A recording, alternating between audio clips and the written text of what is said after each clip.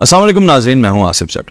एक खबर गर्दिश कर रही है कि दो पाकिस्तानी टाइटैनिक जहाज को देखने के लिए आप दोस्त की मदद से समंदर की गहराइयों में जाते हैं और लौट कर वापस नहीं आते। इंतहाई दिलचस्प हकाइक हैं, वीडियो में जुड़े रहिएगा। तो ये दो पाकिस्तानी जो गए हैं जनाब, शहजादा दाऊद साहब और उनके बेटे सलमान, जो कि एंगरों के मालिक हैं, ये टाइटैनिक को देखने के लिए समंदर की गहराइयों में जाते हैं। टाइटैनिक जहाज जब डूबा था ना जी, उसके बाद कोई एज सच वहां पे लोग नहीं जाते थे उसको देखने के लिए। ये सिलसिला तब से शुरू हुआ जब टाइटैनिक पे फिल्म बनी। फिल्म बनने के बाद लोगों में तजस्सुस पैदा हुआ कि हम टाइटैनिक को देखेंगे। एक प्राइवेट कंपनी ने आबदोज बना डाली और उस आबदोज में जो है वो 5 लोग जो हैं वो टाइटैनिक तक पहुंच सकते थे। 8 घंटे का सफर होता है।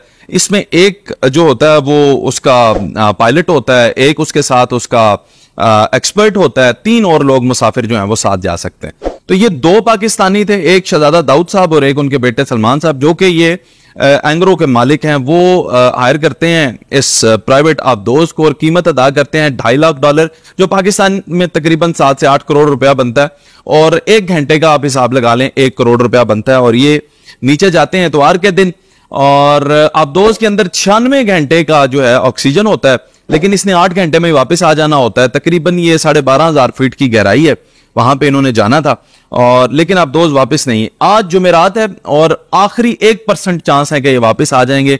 आज नहीं आते तो फिर नहीं आ सकेंगे। उसकी वजह यह है कि जुमेरात तक की उनके पास ऑक्सीजन थी, इसके बाद अब वापसी का चांस मुश्किल हो जाएगा। और मैं अपने अल्लाह ताला से ये दुआ करता हूं कि आखिरी 1% चांस भी जो है उसको मुमकिन बना के और गायब से मदद फरमा के उनको वापस भेजें। लेकिन मेरे कुछ सवालात हैं। लोग ट्रोलिंग कर रहे हैं और लोग ये बात कर रहे हैं कि एक ये आबदोज है जो डूबी और एक वो तारकीन वतन जो उधर डूबे, इटली में जो तारकीन वतन डूबे और सैकड़ों के हिसाब से वो जो है उनको डबो दिया गया और वो जान अपनी गवा बैठे।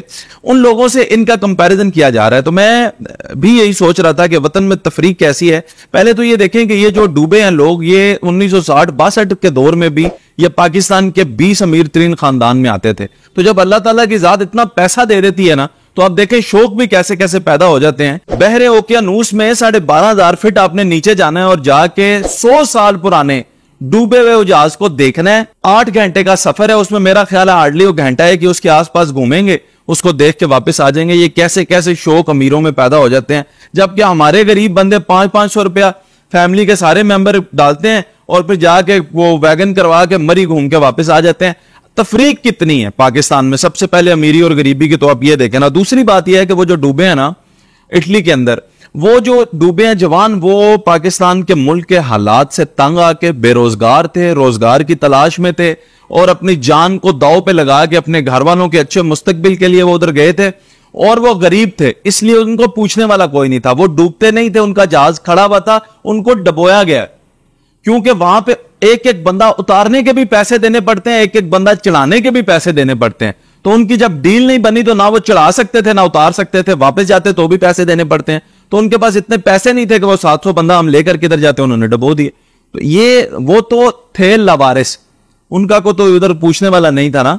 और ये जो है ये तो इनको तो पूछने वाले हैं। जो नेवी है अमेरिका की, कनाडा की, उन्होंने बड़ी कोशिशें जारी की हुई हैं, लेकिन अनफॉर्चुनेटली वो भी 2000 मीटर तक नीचे जा सकते हैं, लेकिन ये 3800 मीटर तक ऑलरेडी नीचे हैं। तो इसका मतलब है कि रेस्क्यू वाला तो चांस नहीं बनता, ये खुद ही कोई अल्लाह ताला मौजा फरमाए और ये ऊपर आ जाए। अब देखिए बात यह है कि पाकिस्तान में जो ये तफरीक है ना अमीर और गरीब की, इस तफरीक को भी समझें। इस तफरीक से साबित ये होता है कि आप लोगों के लिए दुनिया की कोई आसाइश नहीं है। और जो अमीर हमारा तबका है वो देखें, वो माशाल्लाह वो टाइटैनिक देखने गए हुए हैं।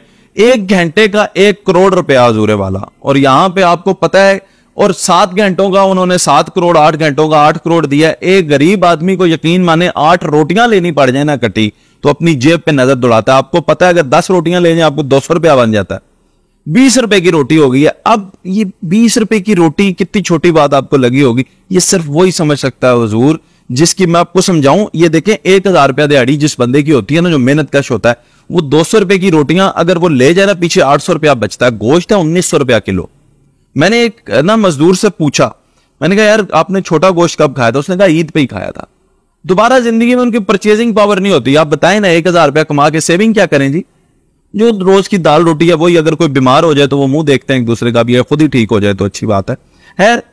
तो इसको उस कश्ती के साथ जिसमें वो परदेसी भाई डूबे हैं जो हुजूल रिस्क के लिए वतन से बाहर जा रहे थे, उसके साथ नहीं मिलाना चाहिए। ये एक टोटली डिफरेंट केस है। और आज जुमेरात का दिन मेरा ख्याल है ये आखिरी उम्मीद का दिन होगा। आप सब भी दुआ करें कि एंगरो के जो मालिक हैं शहजादा दाऊद और बेटा सलमान जो हैं वो मिल जाएं और वापस आ जाएं और अपने आके अपने वतन में वापस आएं, अपने बीवी बच्चों से, वालिदैन से मिलें और कोई जानी नुकसान जो है वो ना हो। अपना ख्याल रखिएगा। अल्लाह हाफिज।